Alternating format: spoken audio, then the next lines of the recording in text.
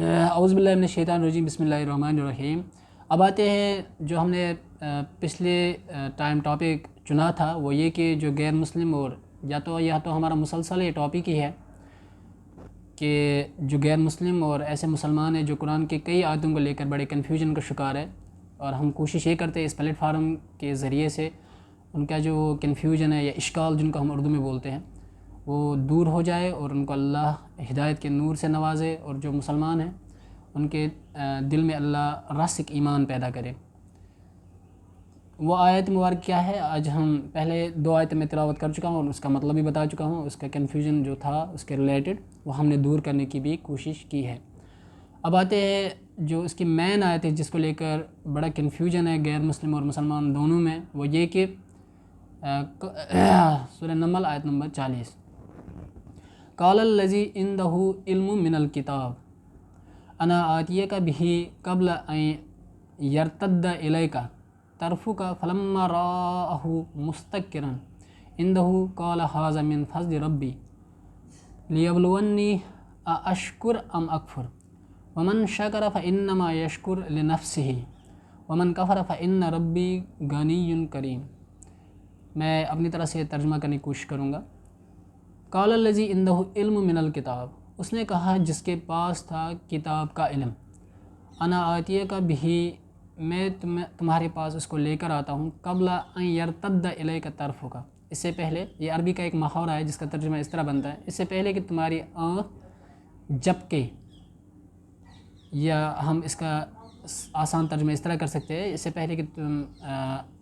تمہارے آنکھ جھپکے، مطلب یہ کہ پلک جھپکنے سے پہلے جس کو کہتے ہیں۔ فلما رآہ مستقرا، جب اس نے اس کو سامنے پایا، عندہ، اپنے سامنے، قال ھذا من فضل ربی، تو اس نے کہا یہ میرے رب کا فضل ہے، لیبلونی، تاکہ وہ مجھے آزمائے، اشکر، اس بات میں کہ میں اس کا شکر ادا کرتا ہوں، ام اکفر، یا انکار۔ ومن شکر، جس نے انکار کیا، یہ جس نے شکر کیا، فانما یشکر لنفسہ، اس نے اپنے لیے شکر کیا۔ ومن کفر فان ربی غنی کریم، جس نے انکار کیا، میرا رب ان باتوں یا ان چیزوں سے بے نیاز اور کریم ہے، بزرگ ہے۔ قال الذی عندہ علم من الکتاب، اب آتے ہیں اس آیت مبارکہ کے پہلے حصے کی اور، اس نے کہہ دیا جس کے پاس کتاب کا علم تھا۔ اس سے پہلے جو میں عرض کر چکا ہوں، جو 2 آیتیں ہیں ان میں جن کا تذکرہ آ چکا ہے جس کا نام عفریت ہے۔ آپ جانتے ہیں میرے خیال سے 16ویں صدی سے پہلے جو سائنس کا علوم تھے یا علم تھے، جتنے بھی اس کے برانچز ہیں، ان سب کو مل جل کر فلاسفی کہتے تھے۔ لوگ اس میں زیادہ بلیو نہیں کرتے تھے، وہ تو تب سے ان کے اندر بلیو پیدا، یقین پیدا ہوا سائنس میں، جب سائنس میں پریکٹیکل پیدا ہوا۔ ظاہر سی بات ہے لوگ آج بھی زیادہ بلیو تھیوری میں نہیں کرتے ہیں، لیکن ایک چیز ہر سوسائٹی، ہر ریلیجس، ہر کمیونٹی کے اندر پایا جاتا تھا، وہ تھا جن کا کانسیپٹ،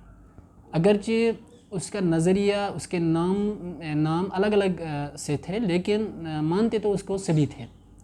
چاہے وہ سناتن دھرم ہو، یعنی ہندو دھرم، چاہے کرسچینٹی، چاہے جوڈزم، جتنے بھی بڑے بڑے سے لے کر چھوٹے مذہب، چھوٹے کمیونٹی کے اندر جن کا کانسیپٹ پایا جاتا تھا۔ تو اللہ نے پہلے اس کا تذکرہ کیا، لیکن بڑی بات یہ ہے کہ اللہ نے اس کا علم الگ سے کیوں کیا، اس کا تذکرہ الگ سے کیوں کیا، اس کا ذکر، قال الذی عندہ علم من الکتاب، اس نے کہا جس کے پاس کتاب کا علم تھا۔ کتاب کہتے کس چیز کو؟ کتاب اس چیز کو کہتے ہیں جو لکھی ہوئی چیز ہو۔ کتبہ کا مطلب ہوتا ہے لکھا، کتاب کا مطلب لکھنا، اور کتاب کا مطلب ہوتا ہے لکھی ہوئی چیز۔ تو اس نے کہا جس کے پاس لکھی ہوئی چیز تھی، اس کا مطلب یہ جو آج جس کو ہم مطلب ریٹن فارم میں آج کل پڑھتے ہیں، اسی کو تو ہم مین علم مانتے ہیں آج کی دنیا۔ جو ایتھیسٹ وغیرہ وہ تو ان چیزوں میں بلیو نہیں کرتے ہیں، وہ تو بکش علم میں زیادہ بلیو کرتے ہیں، اور ساتھ ہی جو پریکٹیکل ہو۔ تو اس نے کیا کہا؟ اس نے کہا انا آتیک بہ قبل ان یرتد الیک طرفک، میں اس کو لے کر آؤں گا تمہارے پاس اس سے پہلے کہ تمہاری پلک جھپکے۔ لیکن اس نے کس بنا پہ یہ کہا؟ اس کو علم تھا کتاب میں سے، اس کا مطلب یہ چیزیں پہلے سے چلی آ رہی تھی، اور یہ کس زمانے میں وہ کہہ رہا تھا؟ سلیمان علیہ السلام کے زمانے میں۔ تو آپ کو تو پتہ ہی ہوگا جس سے پہلے پیغمبر آئے تھے، یا میرے خیال سے میرے خیال سے کیا صحیح میں رسول بھی آئے تھے، حضرت موسیٰ علیہ السلام تھے، اور حضرت ابراہیم علیہ السلام بھی تھے، ان کو بھی صوفی ابراہیم دیا گیا تھا، اور موسیٰ علیہ السلام پہ تو باضابطہ کتاب نازل کی گئی ہے۔ تو ہو سکتا ہے اس کے ان کتابوں کے اندر شریعت کے ساتھ ساتھ تذکرہ کے ساتھ ساتھ جیسے قرآن مجید میں ہے ڈفرینٹ ٹاپکس پہ یہ بات کرتے ہیں، ان چیزوں کا بھی کلو ملتا ہے، اور اس آدمی نے یا کئی لوگ ایسے ہوں گے اس زمانے میں جنہوں نے وہ علم حاصل کیا ہو، لیکن وہ علم تھا کیا اب یہ دیکھنا ہے، کیا آج کے دور میں اس کی کوئی کلو، کوئی اشارہ، کچھ اس طرح کا سپورٹیو چیز ملتی ہے ہماری فزکس کیمسٹری بایو جو بھی ہے، یا کیا اس طرح کی کوئی چیز ملتی ہے؟ تو وہ علم تھا جس کو آج کی دنیا میں ہم کوانٹم انٹینگلمنٹ کہہ سکتے ہیں یا ٹیلی پورٹیشن۔ یہ کوانٹم انٹینگلمنٹ یا ٹیلی پورٹیشن کیا ہوتا ہے؟ آپ جانتے ہیں فزکس کو اگر ہم دو حصوں میں ڈیوائڈ کریں، ایک کو کہتے ہیں مائکرو فزکس، ایک کو مائکرو، جس کو ہم کوانٹم فزکس بھی کہتے ہیں۔ کوانٹم فزکس کی اگر آپ اپلیکیشن پڑھیں گے، اس میں ایک اپلیکیشن یہ بھی آتی ہے کہ اگر آپ مطلب کسی دور جگہ پہ کھڑے ہو، جیسے آپ جاتے ہو، بعض اوقات آپ کو کیا کرنے ہوتے ہیں، آپ کو فوٹو اسٹیٹ کرنا ہوتا ہے، تو آدمی کیا ہوتا ہے بیٹھا کہیں اور ہوتا ہے، وہاں بٹن دباتا ہے، ایکشن کہیں اور ہوتا ہے، اسی کو کہتے ہیں کوانٹم انٹینگلمنٹ۔ یعنی کوئی مٹیریل کو آپ ایٹم لو یا بڑے چھوٹے سے چھوٹا چیز، بڑے سے بڑا چیز، یعنی چھوٹے سے چھوٹے چیز سے لے کر بڑے سے بڑے چیز تک، اگر کسی چیز کو آپ افیکٹ یہاں کرتے ہو، ٹچ یہاں کرتے ہو اس کو، تو اس کا افیکٹ کہیں اور بھی دکھائی دیتا ہے۔ تو اس نے یہ کہا کہ میں تمہارے پاس اس کو لے کر آتا ہوں، حالانکہ تھی تو وہ بڑی چیز، وہ تخت وغیرہ، کہ تمہارے پلک جھپکنے سے پہلے یہی تو ہوتا ہے۔ اگر آپ فوٹو اسٹیٹ وغیرہ والے کے پاس جائیں گے، اتنی ٹیکنالوجی اتنی فاسٹ ہے، یہاں جیسے آپ موبائل ہی کو لے لیجئے، یہ بھی ایک کوانٹم انٹینگلمنٹ کی ایک اپلیکیشن ہو سکتی ہے، آپ بٹن کہیں اور دبا دیں، افیکٹ کہیں اور پایا جاتا ہے۔ چلو اگر آپ یہ چیز نہیں سمجھ میں آتی، لفٹ وغیرہ سے آپ آرام سے سمجھ پائیں گے، ہلکا سا بٹن دباتے ہیں، اتنی بڑی چیز، بھاری بھرکم چیز، کتنے بڑے بڑی چیزوں کو کہاں مطلب اوپر سے یا نیچے سے اوپر لے کے جاتے ہیں۔ آپ بڑے بلڈنگز جو ہوتے ہیں ان میں جو کام ہوتا ہے، بڑے بڑی چیز ان کو اوپر لے کے جانے ہوتے ہیں، وہاں تو یہ چیز آرام سے سمجھ میں آتی ہے۔ بڑے بڑے چٹان، بڑے بڑے جو چیزیں نیچے سے اوپر لینے ہوتے ہیں، وہ لفٹ کے ذریعے ہوتی ہے۔ تو آدمی کیا کرتا ہے، وہ تو ان کو اٹھاتا نہیں ہے، سمپل ایک بٹن دباتا ہے، یہاں افیکٹ ہوتا ہے، ایونٹ یا اس کا نتیجہ ہے یا اس کا جو کاز ہوتا ہے وہ بہت دور جگہ دکھائی دیتا ہے۔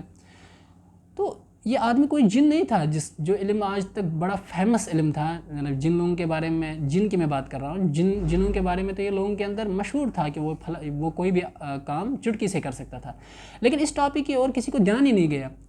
اب دوسرا اس کے اندر یہ اشکال پیدا ہو سکتا ہے یا یہ کوسچن پیدا ہو سکتا تھا کہ وہ یہ کہ اگر یہ علم موجود تھا تو یہ اس زمانے میں کیوں نہیں پایا گیا کوانٹم انٹینگلمنٹ؟ کیونکہ ہمارا یقین ہے، اللہ کے رسول صلی اللہ علیہ وسلم نے کہ بہت سارے حدیثوں سے یہ چیز ہمیں اشارتاً ملتا ہے کہ ٹیکنالوجی اور قیامت، یہ دونوں چیزیں ایک ساتھ ساتھ ہے، پیرلل جاتی ہے یہ چیز۔ جتنی ٹیکنالوجی ایڈوانس، جتنا یہ دنیا ایڈوانس ہوگا، اتنا یہ دنیا ڈسٹرکشن کے طور پہ بڑھے گا، یعنی ختم ہونے کے طور پہ۔ تو اس زمانے میں، کیونکہ وہ زمانہ بہت بیک زمانہ تھا، اس زمانے میں اس ٹیکنالوجی کی ضرورت نہیں تھی، تو یا تو ضرورت نہیں تھی یا تو اللہ کو منظور نہیں تھا اس ٹیکنالوجی کا ایڈوانس ہونا اس زمانے میں، تو اس لیے اس کو کئی لوگوں تک محدود ہی رہنے دیا۔ صرف اشارتاً اس قرآن مجید میں اس کا تذکرہ کیا، اس اشارہ تو ملتا ہے۔ ظاہر سی بات ہے اگر لوگوں نے غور کیا ہوتا، خاص کر مسلمانوں نے اس آیت پر، تو اس پہ غور کر کے تو اس ٹیکنالوجی کو ایکسیس کر سکتے تھے، لیکن انہوں نے نہیں کیا۔ تو میرے کہنے کا مطلب یہ ہے کہ اس سے تو یہ صاف ظاہر ہوتا ہے کہ یہ کوانٹم انٹینگلمنٹ یا ٹیلی پورٹیشن یا کوانٹم ٹیلی پورٹیشن کی ہی طرف اشارہ ہے، کیونکہ اگر یہ کچھ اسپریچول نالج یا کچھ اس طرح کی نالج کا تذکرہ ہوتا ہے، جیسے جن وغیرہ کی میں بات کر رہا ہوں، اس کو تو الگ سے تذکرہ کیا گیا اور اس کو الگ سے تذکرہ کیا گیا، اور ساتھ ہی صرف تذکرہ ہی نہیں کیا گیا بلکہ اس کے ساتھ کتاب الگ سے لگایا گیا، کتاب کو ہائی لائٹ کیا گیا یہاں پر۔ اور کتاب اسی چیز کو کہتے ہیں جس میں لوگوں کی لکھی ہوئی باتیں ہوتی ہیں، اور ظاہر سی بات ہے یہاں جو قرآن مجید میں کتاب کا تذکرہ کیا گیا، وہ تو یا تو ان کتابوں کا تذکرہ کیا گیا جو آسمانی کتاب ہو، جب بھی وہ خاص طور سے شریعت کی مطلب باتیں ہو، مطلب شریعت کا اس کا وہ تذکرہ کرنا ہو، تو یہاں کتاب سے مراد آسمانی کتاب ہی ہوتی ہے۔ تو امید ہے کہ انشاءاللہ اس سے آپ کا کنفیوژن دور ہو جائے گا۔ اس کے بعد آتے ہیں اس آیت کی دوسری پارٹ کی اور، جو زیادہ ضروری نہیں ہے، جو زیادہ امپورٹنٹ تھا، جس پہ فوکس کرنا تھا، وہ یہی چیز تھی جس کو میں کوانٹم انٹینگلمنٹ یا کوانٹم ٹیلی پورٹیشن کہہ چکا ہوں۔ یہ تو اگر آپ کو اس کو دیکھنا ہے یہ کیا چیز ہے، تو آپ یوٹیوب وغیرہ پہ دیکھ سکتے ہو اس کو، اس سے بھی آپ کو سمجھ میں آ جائے گا۔ اور اگر آپ مطلب یہ سمجھتے ہو کہ ہم کھینچ تان کر کے اس کو اس سے ملانے کی کوشش کرتے ہیں، آپ قرآن کی یہ آیت نمبر 40 سورہ نمل کہ خود بھی پڑھ کر اس کو سمجھنے کی کوشش کر سکتے ہو۔ دوسری بات یہ کہ اگر کسی بھی، خاص کر دیکھیے پیغمبرانہ صفت کیا ہوتا ہے، ایک مومن کی صفت کیا ہوتی ہے، ایک پیغمبر کا صفت کیا ہوتا ہے، جب بھی ان کے پاس کوئی طاقت ہوتا ہے تو اس کو مطلب اپنی طرف منسوخ کر کے دنیا میں ڈومیننس نہیں جتاتے، مطلب کہ اب ہمارے پاس طاقت ہے، اب دوسروں کو مغلوب کرنا ہے اس طاقت کے ذریعے سے، نہیں، بلکہ وہ لوگوں کو اللہ کی طرف بلاتے ہیں، چاہے ان کے پاس کتنا ہی مال و دولت ہو، طاقت ہو۔ اور سلیمان علیہ السلام کے پاس تو یہ طاقت تھا، لیکن اس نے اس کو کس لیے استعمال کیا؟ لوگوں کو مسلمان بنانے اور اللہ کا فرما بردار بندہ بنانے کے لیے۔ اور جو کمزور لوگ تھے ان کو کسی ایک انسان کی، یا چاہے وہ انسان عورت ہو یا مرد ہو، ان کی ڈومیننس سے نکال کر اللہ کی فرما برداری میں لایا اور ایکوالٹی میں لایا، تاکہ کوئی ایک انسان پاور کا استعمال کر کے لوگوں پہ استحصال نہ کرے۔ تبھی یہاں یہ لفظ استعمال ہوا ہے، ھذا من فضل ربی، ہے میرے رب کا فضل ہے جس نے یہ کام کروایا۔ تو ظاہر سی بات میں تو یہ کہہ چکا ہوں کہ کتاب اللہ کی طرف سے تھی، لیبلونی، تاکہ وہ اس کا آزمائے کہ وہ شکر گزار ہے یا انکاری۔ شکر گزار کا مطلب کیا ہوتا ہے؟ اکثر دنیا میں ہوتا ہے جو جانتے ہوئے بھی کہ یہ اللہ کی طرف سے نعمت، یہ دنیا اس کا ایک کریٹر ہے، خالق ہے، لیکن وہ پھر اتنے اندھے ہوتے ہیں طاقت کی بنا پر، یا اپنے تھوڑی سی جو ورلڈلی نالج ملتا ہے ان کو، وہ تو سمجھتے ہیں کہ نہیں، مطلب یہ ہمارا خود کا ذہن ہے، اور اس طرح کی تھیوریاں مطلب دے بیٹھتے ہیں کہ جو ایک تو خود بھی ایتھیسٹ ہوتی ہے یا کچھ اور ڈیسٹ وغیرہ یا ایگنوسٹ، اور دوسروں کو بھی اس کی طور بلاتے ہیں۔ اور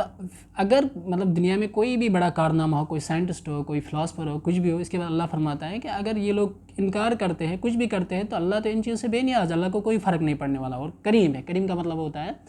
آپ جانتے ہیں کریم کا مطلب ہوتا ہے اصل میں عزت دار، لیکن